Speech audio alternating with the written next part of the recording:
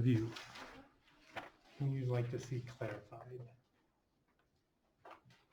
Yes, Al? Do you understand what that's asking you? Is that the issue? That's how you write second derivative in Leibniz notation. So that means the same thing as this would in our prime notation. Does that make sense then? Okay. I got out of that one easy. What else? Maybe 13. 13. Okay, so on 13, we have a particle is moving and its position is given by x of t is 2t squared plus 3 sine of t. And what is the average rate of change between 0 and pi over 2? So remember, average rate of change is going to be x of pi over 2 minus x of 0 over pi over 2 minus 0. That's our f of b minus f of a over b minus a. Okay, just evaluating all this is the challenge. So if we plug in pi over 2, this is going to get ugly. So that's 2 times pi over 2 squared. And then we have plus 3 sine of pi over 2. So that's all the x of pi over 2 part. Now minus, when you plug in 0, 0 squared is 0, sine of 0 is 0, so that's really just all gone. It's just minus 0 over pi over 2. Okay, so far? Yeah. Okay, so, all right, so we're going to square top, square bottom, so that's pi squared over 4 that we're going to multiply by 2. Is that okay? And then pi over 2, sine of pi over 2 is? Square root of 2 over 2. No. Let me think. Square root of 3 over 2. No. Oh. Ha. Y coordinate. Unit circle. Yeah. Is it? Oh my gosh, it's 1. Yes, it is. Okay. So we're going to add 3 over pi over 2. Okay to that? Yeah, okay. And that was the issue? Can you get it from there? Probably, yeah. Okay. Anybody else? Number 12. So find an equation of the tangent line to that mess.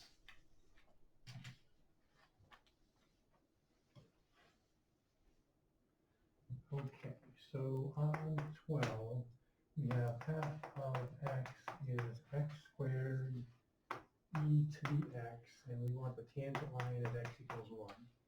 So we need a point and we need slope. And the point we're going to get just by plugging in 1. So 1 squared is 1, e to the first is e, so that's going to be just e.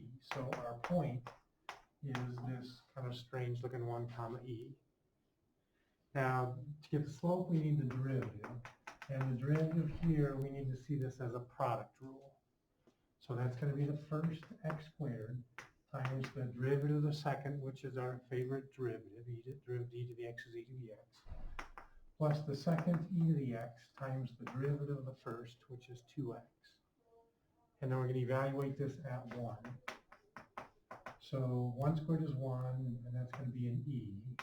2 times 1 is 2 times another e, so we get 2e. So 1e plus 2e makes 3e. And so that's our slope. Is that okay? And then we're just going to write it in point slope form. So y minus e is the slope 3e times x minus 1. And you go on from there, but that's fine for me. Okay? What else? Can we do number 1? Which one? Number 1. Number 1. Okay, so we want, I need some space on this one. So we want to know, is it A and B both or just one? Okay, so our function is p of x is equal to 2x cubed minus 15x squared plus 36x plus 70. And so in part A, we want to know Where is f increasing and where is it decreasing? So this means we're going to get all this information from the derivative. So we first need to find p prime of x. And so we're going to go 6x to the second, and then a minus 30x, and a plus 36. We want to set it equal to 0. Those are going to be what are called the critical points. That's the place where the derivative could change from positive to negative or negative to positive. And if we can find where the derivative is positive, that'll tell us where the original function is increasing. And where the derivative is negative, that'll tell us where the original function is decreasing. So let's see, I think we can just factor out a 6 here. And that's going to leave us with x squared minus 5x plus 6 equal to 0. And now this will factor fairly nicely. And I think that's going to be x minus 2, x minus 3. Are we okay with that? And so that looks like 2 and 3 are going to be what we're going to call critical points. So on our number line, which will, I guess it's p prime, so there is p prime. So we're going to put in 2 and 3. Now if we plug in something to the left of 2, like say 0, then our derivative is going to be just a positive. Is that okay? If I plug in something in between 2 and 3, like say 2.5, I'm going to look at it in the factored form. Because now this is always positive. 2.5 minus 2 will be positive. 2.5 minus 3 will be negative. The product of a positive, positive, negative is going to be negative. And if I plug in something bigger than 3, like say 4, now all of these are positive. So everything's positive. So we're going to say that f is increasing on the interval everywhere to the left of 2. So we could say negative infinity to 2, and then also everywhere from 3 to infinity, or you could use inequalities. And then f is going to be decreasing on that interval in between 2 and 3, and we have to include the endpoints on any interval where the function is increasing or decreasing if the function is defined there. So we put that aside, and now we do the second derivative, because b is asking us for where is it concave down, concave up. So the second derivative, we're going to differentiate this again. So this is going to be p double prime of x, and that's going to be 12x minus 30. And we essentially repeat the same process we did, only with the second derivative. We're going to say, where is it equal to 0? And then we're going to check for sign changes. So let's see, that's going to be 12x equals 30. Divide by 12, so I think we can reduce by 6. And so I think that's going to be 5 halves or 2.5. So if we now label our number line p double prime, and there's our only, now this is known as a PIP, a potential inflection point. It's no longer referred to as a critical point. So critical points are where the first derivative is 0 or undefined. Potential inflection points are where the second derivative is 0 or undefined. So if we go left of 2.5 like 0, then we can see up here that that's going to be a negative derivative. Bigger than 2.5, like say 100 million, would be a positive minus, huge positive minus 30 is going to be positive. And so we can see where our second derivative is negative or positive. So where the second derivative is negative, the original function f is going to be concave down. We never include endpoints on concavity. So I'm going to go up to, but not including 2.5. And it's going to be concave up from 2.5 to positive infinity. Okay? And we haven't really talked about this yet, but we'll just plant the seed for down the road. When it does change concavity, that's going to be known as an inflection point. So that's a place where, you know, you can see it changes from concave one way to concave the other. That point right there is going to be known as an inflection point or a point of inflection. So why is that point not included? Our definition of concave up, concave down is that it's an open interval where the derivative is increasing or decreasing. So in the definition of concavity, it excludes the boundary points. So,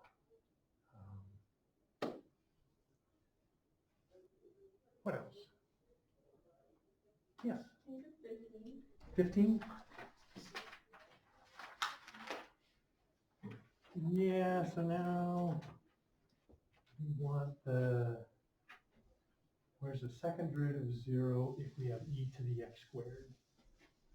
No, a trick question, I think. So on 15, we have f of x is e to the x squared, and we want to know where is f double prime of x equal to 0. So we got to find first the first derivative. So it's going to be a chain rule derivative, e to the u times du. So we get that same exponential back times the derivative of x squared. So we'll just write that as 2x e to the x squared. Now we have to take the derivative of that. That's our second derivative. Well, that's now become a product rule. So we're going to take the first 2x times the derivative of the second. Well, we just did that. That's going to be another 2x e to the x squared. Is that okay? Plus the second times the derivative of the first, which is going to be just 2. We want to know where is this equal to 0. So now when we look at this, we're going to factor out the greatest common factor. These both have an e to the x squared. They both have a 2. So I'm going to pull that out and see what's left behind. So that's gone one of the 2's. We still have this 2 and the 2x's being 2x squared. That's going to be just a 1. So now we have these two things multiplied to be 0. So that'll be 0 either where this is 0 or where this is 0. Well, an exponential, remember, lies above the x-axis. It's never 0. So that's not going to ever make this equal to 0. But if we try to set this equal to 0 and solve, we're going to have a problem because we're going to have to try to take the square root of a negative, which is not a real number. Which means this is never 0 either. Which means, trick question, it's never 0. The second derivative is never 0. It's always positive, which means, interestingly enough, our original must always be concave up for all real numbers. Anything else? Can you do 16? 16? Is that the last one that I've got done on this entire review? No, there's a few questions. 16. Okay, this is going to be our famed 3-link chain rule derivative. So we have f of x is the cosecant to the 4th of 3x squared. So we're hoping that we can see a function inside a cosecant function inside a 4th power function. Okay, so we're going to work our way outside in. First, we're going to differentiate to the 4th power. So it's going to be 4 cosecant to the 3rd. Everything else stays as it was. Now we're down to the cosecant. So times the derivative of cosecant, which of course we know is negative cosecant cotangent, just like you said. And then we get to the innermost one, and the derivative of 3x squared is going to be a 6x. Is that okay? Okay. Yeah. Then we'll just clean up a little. We'll bring the 6x, the negative out here. That's a negative 24x. Now, the cosecant cubed times another cosecant makes cosecant to the 4th. And then we have this other cotangent of 3x squared. Okay? Yeah. Those are tough. Anything else? Can we ask questions about the other homework? Yeah, the one out of the book? Yeah. Mm-hmm. Do I need to open up my book or? I think I have it. Okay. So it's 25. Okay. It's h of z equals. Say it again. H of z? H of z equals square root of sine 2z over cosine 2z. And it's like a big square root over both of them.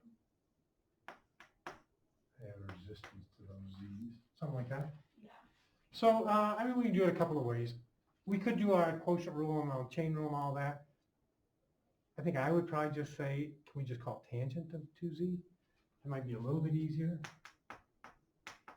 And then I'm going to call it to the 1/2 power since it's the square root of that. Is that okay? Yeah. Trying to make our life a little bit easier. So then if we take that derivative, we're going to have a chain rule derivative. So it's going to be the 1/2 times the tangent of 2z to the negative 1/2. Sorry, left you hanging there. So that's the square root part we've done. Now we're down to the tangent level. The derivative of tangent is secant squared of 2z. And then finally we're to the 2z, and its derivative is 2. So that 2 cancels the 1/2, and you can leave it then just as this, what you see there, or if you want, you could call it secant squared 2z over the square root of tangent of 2z. I don't think any of these are going to look particularly nice, but. That okay? I think that's probably where I would leave it. Anything else? You traumatized over lunch on the roads that Katie? No, I'm good. Okay. A little glassy-eyed there. Okay. Other questions? Okay. So what we want to try to talk about today is that we're going to pull out that worksheet on the inverse trig functions. I need to work too. Well, shoot. How did I miss you? Miss anybody else? So, and this is available online if you're watching this remotely. So we're going to try to get through this kind of quick. Well, we'll go slow at first, then we'll pick up speed as we go here. So if you read along with me there, it says that we can see that a sine function is not a one-to-one function. It fails that horizontal line test because a horizontal line is going to intersect it in an infinite number of places. So to make it invertible, to make it have an inverse that is a function, we have to restrict the domain. And so what we do for the sine curve, if it kind of makes sense if you think about it. Why do you choose the domain that you do? You kind of would like to stick around the origin, because that's nicer. And you want to get one of everything that this is going to do. And so it's going to have to go from, the smallest a sine can ever be is -1, the biggest it can ever be is 1. You want this to be in a continuous segment. You don't want to pick this part and then jump over here to get this part. And so that's going to make our domain be, for the sine curve, our restricted domain is going to go -π/2 to π/2. And that'll give us a range that's going to go -1 to 1. That's going to give us all of the y values that we're going to get. And I think that's all written down there for you.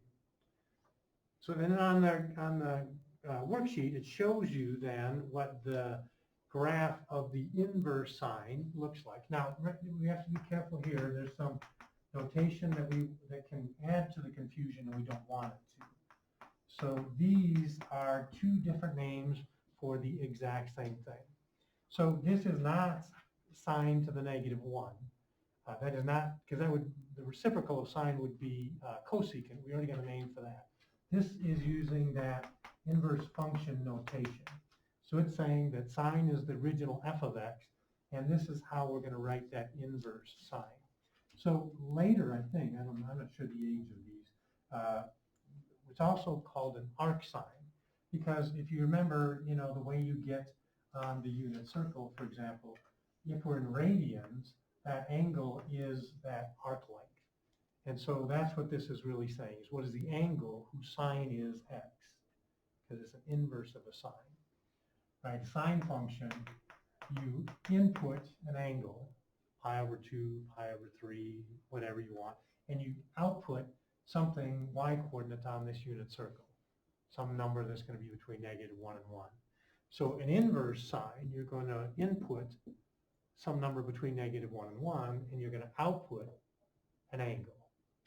And for an inverse sine, these are going to get switched, so you will, I'm going to change colors. So for the inverse sign, you're going to input a number between -1 and 1, and you're going to output an angle in radians that's going to be between -pi/2 and +pi/2. Which is, I mean, that's deep. There's a lot to that. Anyway, when you look at that graph of the inverse sine, you can see that it is strictly increasing. We have a name for that. The new name we have called that is we say it is, excellent, strictly monotonic. Nice to know that all that work wasn't for naught. Okay, so it's strictly monotonic. So what we talked about before was when a function is strictly monotonic, it's always increasing or always decreasing, it's going to be a one-to-one function, and it's going to have an inverse. Okay, so what would you expect then to discover about the sign of the derivative of the inverse sine of x if it's strictly monotonic? Or strictly increasing, I guess. We would expect the derivative to be, what is it? Positive. Always positive. Always positive. Okay, well, let's find it and see what we do. This is kind of crazy. So I'm going to mix up the notation, so hopefully the hope is that we get equally comfortable with both of them. So I'm going to use inverse sine here. The next one I do, I'm going to use arc notation, just so we can see it both ways, because you're equally likely to see it either way on the AP exam. So what I'm going to do is take the sine of both sides, and then I'm going to do some implicit differentiation here. You okay with that? So I took the sine of the left side, y, sine of the right side. Now sine of inverse sine, this is like f of f inverse of x. They're going to cancel. So that makes this sine y equals just x. Tell me if I start going too fast, because I'm already a little anxious because I spent more time answering questions than I had intended, but that's okay. We get what we get. Okay? Now I'm going to differentiate this, but I'm going to have to do implicit differentiation here because this is a chain rule derivative. There's a function y sitting inside the sine function. So when we differentiate this, it's a chain rule. The derivative of the outside function, sine, is going to be cosine. Leave the inside function alone, times the derivative of the inside function, which we're just going to call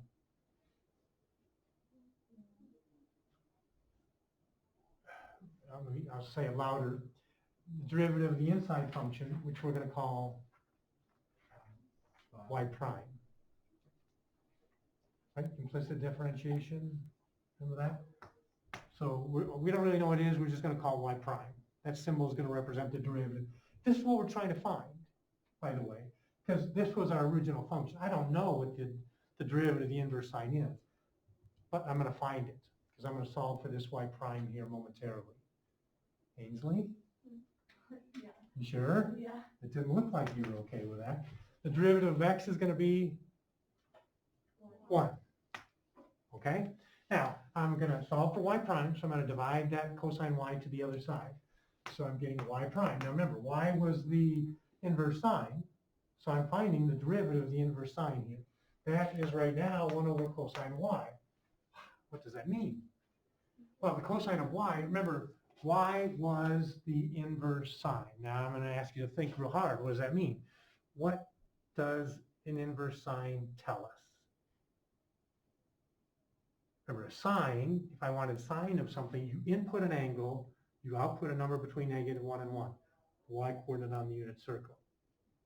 For an inverse sine, the input is going to be a number between -1 and 1. The output is going to be, it's an angle. That's exactly right. This is the angle. This inverse sine of x is the angle whose sine is x. What? So I'm going to draw an angle. There it is. Whose sine is x. Well, sine, let's see, from SOHCAHTOA, back in the good old days, is opposite over hypotenuse. True? That's an angle whose sine is x. I need the cosine of that angle. I got to figure out what the adjacent side is. Well, let's do a little Pythagorean theorem. B squared plus x squared equals 1 squared. You with me? B squared is going to be 1 minus x squared. Still with me? Square root it. Crazy, it's gonna be the square root of 1 minus x squared. Okay? So, I'm gonna call this the square root of 1 minus x squared. Okay, now remember, this is the angle whose sine is x. I want the cosine of that angle. Well, from SOHCAHTOA, cosine is adjacent over hypotenuse. That's gonna be square root of 1 minus x squared. Is that crazy or what? We're saying, I'm going to start a list because we're going to get some more of these. So we're saying that the derivative of the inverse sine of x is 1 over the square root of 1 minus x squared. Isn't that weird? You have this thing that looks like sine, cosine, whatever, inverse sine, and its derivative, you don't see anything that looks like a trig function at all. Okay, it looks totally algebraic, right? You got this thing. That's its derivative. Which means the chain rule as applied to this, I'm going to use arc sine notation instead, just so we see it all. So I'm going to say the arc sine of u, so suppose that was more than just an x. Think x squared, 5x, e to the x, whatever. It's going to be du over the square root of 1 minus u squared. Easily? I'm just squinting. Okay. I don't have glasses. You're just visually challenged. I'm okay with that. It's not an understanding thing. Okay? We all right so far? Okay, let's read on. So, flipping over, we've got, now we're looking at cosine. Same issue, we got to restrict the domain. Different than sine, because the cosine looks a little different. We're going to restrict the domain and say it's going to be between 0 and pi. Still, the range is going to go from -1 to 1. Because the biggest value you get out of a cosine is 1, the smallest you get is -1. You see here, so then it says, can you state its domain and range for the inverse cosine of x? Well, they're going to get switched. So the domain is going to be, good, -1 to 1, including the endpoints. And the range is going to be 0 to pi, including the endpoints. Okay, closed interval. Now, you look at the graph, which is shown for you on this worksheet. You look at the graph of inverse cosine, and it looks like it is strictly decreasing. We would call inverse cosine of x what kind of a function? Strictly monotonic, yeah, strictly monotonic. And we would expect its derivative would always be negative. Exactly. You with me? Am I going too fast? Can I go find the derivative of inverse cosine? It's going to look just like what we did for inverse sine. So, but I'm going to use now, I'm going to call it arc cosine of x. Just so we see both notations, we're trying to treat them fairly and give each one equal time. So again, we're going to take the cosine of both sides this time, knowing that the cosine of the arc cosine of x, that's like saying f of f inverse of x, that's just going to cancel out and just give us x. So your cosine of y is equal to x. We okay? Zach, we okay? I'm going to differentiate. We're going to do implicit differentiation. Derivative of cosine is negative sine of y times the derivative of y, which is, oh, we're getting there. And the derivative of x, I'll get that one, it's 1. Okay, solving for the y prime, we're going to divide by the negative sine of y. So it's going to be a -1 over sine of y. With me? No. So, you okay to hear? Well, can you see that? Explain that for me. Say it again. Just from the cosine line of x. Okay, so here we're differentiating. So this is a chain rule derivative because y is an unknown function sitting inside the cosine function. So chain rules are going to take the derivative of the outside function, that's the negative sine, leave the inside function y alone, times the derivative of the inside function, which we don't know, we're just going to call it y prime. So it's negative sine y times y prime. Is that okay? Sort of. Okay. All right. So, remember, y is our arc cosine of x. And we said that is an angle whose cosine is x. An angle whose cosine is x. An angle whose cosine is x. That means we got the x as the adjacent side, and the 1 is the hypotenuse. Is that okay? Annie? We're just overdue for a blink. Pull up Pythagorean theorem. What are we going to call this? Square root of 1 minus x squared. Same thing that we got last time, but they're just in different places. You okay?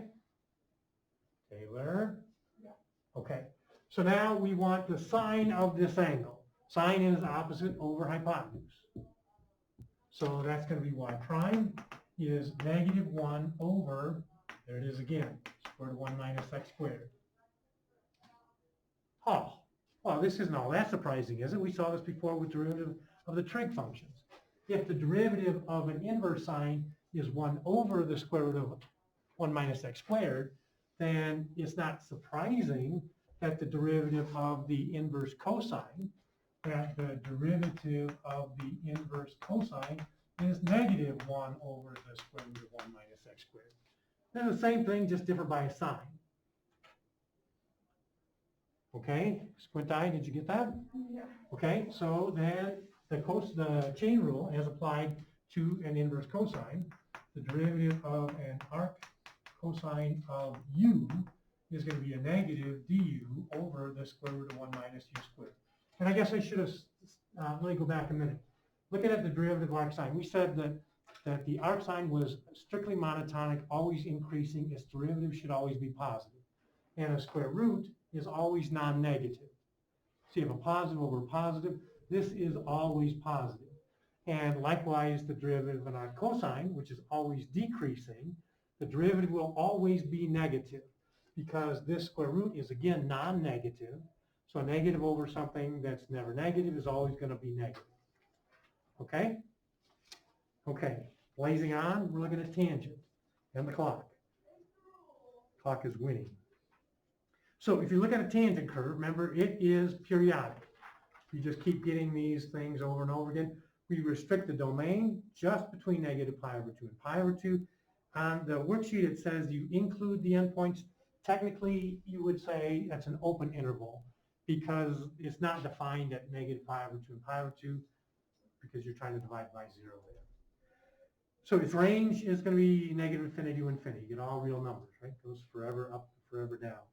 So when you look at the inverse tangent, which is drawn there for you, its domain is going to be negative pi over 2 to pi over 2. It'd actually be an open interval. And the range is going to be negative infinity to infinity, or all real numbers. You can see there it is also a strictly increasing function, which, as we have seen, we call a strictly monotonic function, and we would expect its derivative to always be positive. Okay, well, you've seen how this works. We're going to say y is equal to the inverse tangent of x. We're going to take the tangent of both sides. Tangent of y is going to be the tangent of the inverse tangent of x. So that means the tangent of the inverse tangent is like f of f inverse. They're going to cancel, leaving just x. Okay, so we go to take the derivative. So Taylor, derivative of tangent y is a chain rule derivative. Derivative of the outside function is going to be secant squared. Secant squared, leave the y as it is, times the derivative of the inside function, which we're going to call y prime. And on the other side, that's going to be a 1. Okay? Divide by the secant squared, so we have y prime is 1 over secant squared x. Well, shoot. Secant squared is 1 over cosine squared. 1 divided by 1 over cosine squared x is really just cosine squared x. Kind of crazy? Okay, well, let's come back now. We're looking for, remember, y is the inverse tangent of x. That is the angle whose tangent is x. So now we're going to draw an angle whose tangent is x. Well, from SOHCAHTOA, tangent is opposite over adjacent. Opposite over adjacent is going to be x over 1. With me? Now, with the Pythagorean theorem, I'm going to call that c. So we have 1 squared plus x squared equals c squared. So c squared is just 1 plus x squared. C squared is going to be the square root of 1 plus x squared. Crazy? Taylor? You okay? Debbie? All right. Blink. Good. So cosine squared is going to be adjacent over hypotenuse squared, which is going to be 1 over 1 plus x squared. There's no radical or anything. Ha, sweet. The derivative of inverse tangent is just 1 over 1 plus x squared. Okay, well, let's write that down. The derivative of an inverse tangent of x is going to be 1 over 1 plus x squared. Chain rule as applied to, I'm going to call it our tangent of u.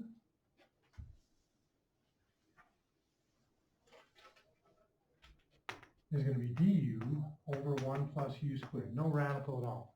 Okay, let's go out on a limb here. You ready for it? Can you see the pattern we've established? So, if you believe it, the derivative of an inverse cotangent of x, we would expect to be negative 1 over 1 plus x squared. And I should have said, 1 over 1 plus x squared, is that going to be positive or negative? Positive no matter what you plug in for x, right? Because you squared it becomes positive. 1 over positive is always positive. And the derivative of inverse cotangent is going to always be negative because the denominator is always positive and the numerator is always negative 1.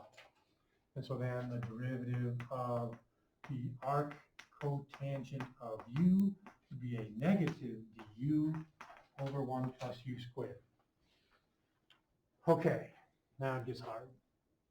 I'm going to have to create some space here. So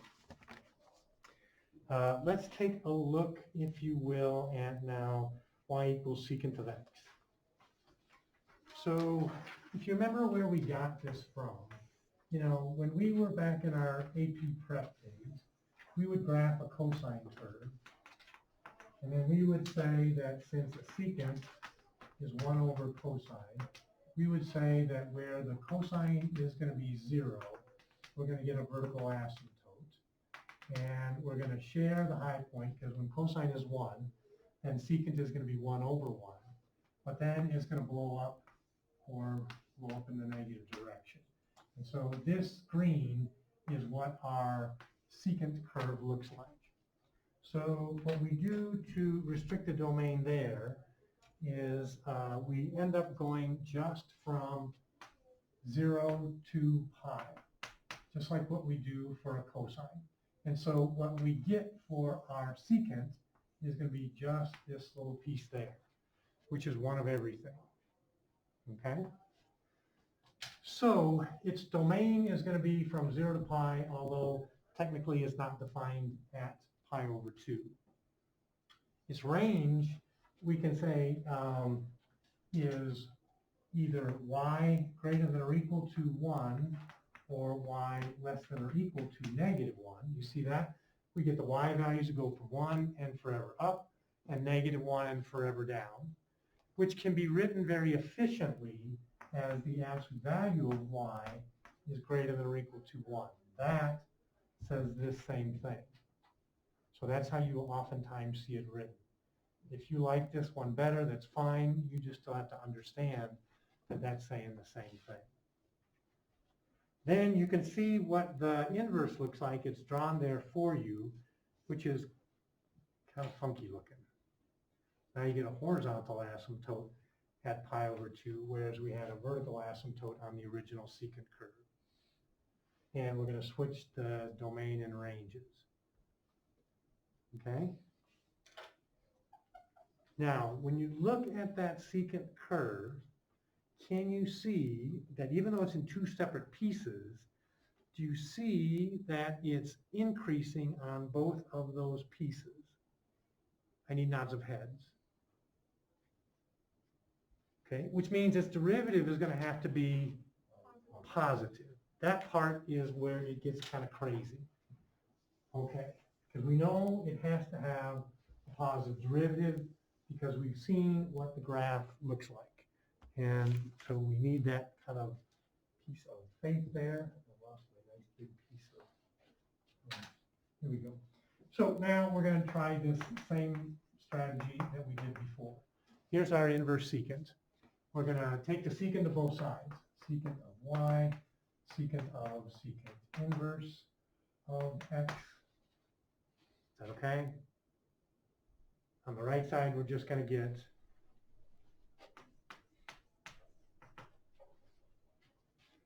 x.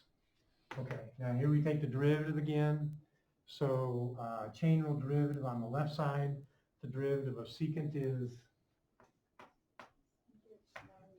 secant y tangent y times the derivative of the inside function. There's our y prime. Is that okay? And on the other side, we just get 1. Okay? So now we're going to divide everything else over. So we have y prime is 1 over the secant of y tangent of y. Okay, so inverse secant of x, that's the angle whose secant is x. What? Let's see, here's our angle. Let's see, the angle whose secant is x. Well, secant, secant is 1 over cosine. Cosine is adjacent over hypotenuse, which means secant must be hypotenuse over adjacent. So that means the x is the hypotenuse and the adjacent is the 1. Annie? Okay. Now we're going to do a little Pythagorean theorem here, and it's a little bit different than it was before, because now we're saying that that b is the square root of x squared minus 1. Remember, when we did this with an arc sine and an arc cosine, the subtraction was the other order. It was the square root of 1 minus x squared. This is much different. This makes a big difference. This is now the square root of x squared minus 1. Okay, so this is the square root of x squared minus 1. You with me? Kayla? Yes. You sure? Okay. All right, so now what we have is 1 over the secant of this angle that we just drew. Well, let's see, I gotta say this again. Cosine is adjacent over hypotenuse. Secant is gonna be hypotenuse over adjacent. Hypotenuse over adjacent is going to be the square root of x squared minus 1. Taylor? Okay. Now we're going to take the tangent of this angle. The tangent of this angle is, what did I do? This we said, oh, I didn't do that right. Hold on. This was x originally. This was the square root of x squared minus 1. I solved for b. And let me back up. The secant of this angle is going to be hypotenuse over adjacent. That's the x. Is that okay? Sorry, you saw that earlier? No? Sorry. It's already complicated enough, and then I swing and miss at it. We okay? Taylor, we okay? Yeah. And now the tangent of this angle is going to be opposite over adjacent. It's going to be the square root of x squared minus 1. But we're not done yet. Now, remember we said that secant's graph was always increasing. So it was always going to have a derivative that's always positive. As it is written here, will that derivative always be positive? No, not for the wrong choice of x, right? This square root is now negative. This part is always going to be positive. That's always going to be positive. We need to make this always be positive, so we must put it in absolute values. Oh, how crazy does it get? The derivative of an inverse secant is 1 over the absolute value of x times the square root of x squared minus 1. The derivative of an inverse secant of x is 1 over the absolute value of x times the square root of x squared minus 1. Note the difference in the order on the subtractions. That's a big deal. An inverse sine is the square root of 1 minus x squared. An inverse secant is x squared minus 1 inside the radical. That's a big difference. The chain rule as applied to an inverse secant, I'm going to say arc secant, is going to be a du over the absolute value of u, square root of u squared minus 1. Okay. So, use your predictive powers. The derivative of an inverse cosecant of x must always be negative, and so it will be negative 1 over absolute value of x, because we got to make sure that the x is positive so that the negative 1 will make it always be negative. Does that make sense? Square root of x squared minus 1. And then the chain rule as applied to that, and I'm going to write it as an arc cosecant of u, is a negative du over absolute value u, square root of u squared minus 1. Crazy.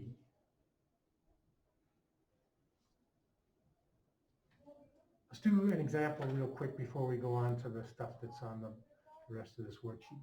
So suppose we say f of x is going to be the arc sine of 5x, and we want to know what is f prime of x. So this is now a chain rule derivative of an arc sine. And we don't know these yet, but we will soon because there will be quizzes following on this stuff. Okay, so remember that the derivative of arc sine is 1 over the square root of 1 minus x squared. So the chain rule derivative for an arc sine is going to be du over the square root of 1 minus u squared. So that means we're going to get, what's the du? The derivative of 5x, which is 5, over the square root of 1 minus quantity 5x squared, which is 25x squared. Make sense? Okay, if we have y equals an inverse tangent of x over 3, and we want dy dx, the derivative. Now the derivative of tangent, arctangent, remember, is going to be du over 1 plus u squared. Can you see x over 3 is really just what times x? We want to see that as a 1/3 times x. We don't want to use a quotient rule on that. Totally unnecessary. So the du part is going to be 1/3 over 1 plus u squared is going to be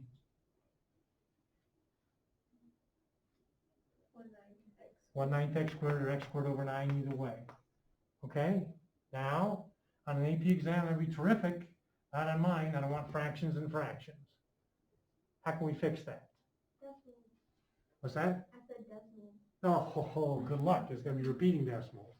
That was not a calculator active question. Can we multiply top and bottom by the least common denominator? Okay? Then we'll cancel all the denominators. Least common denominator we see anywhere in this is 9.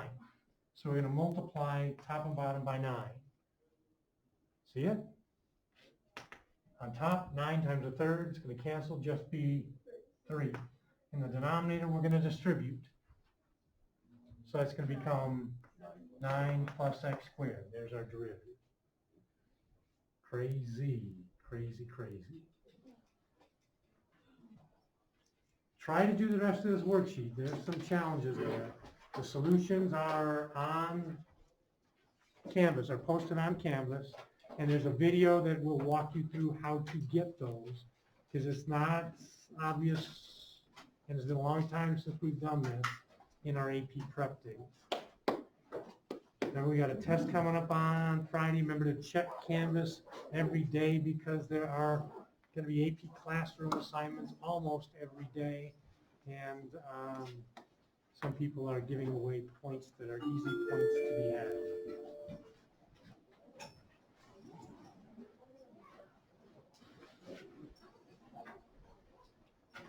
This is great. Yeah, Are you gonna be here after school? I am. Okay, I'll be here.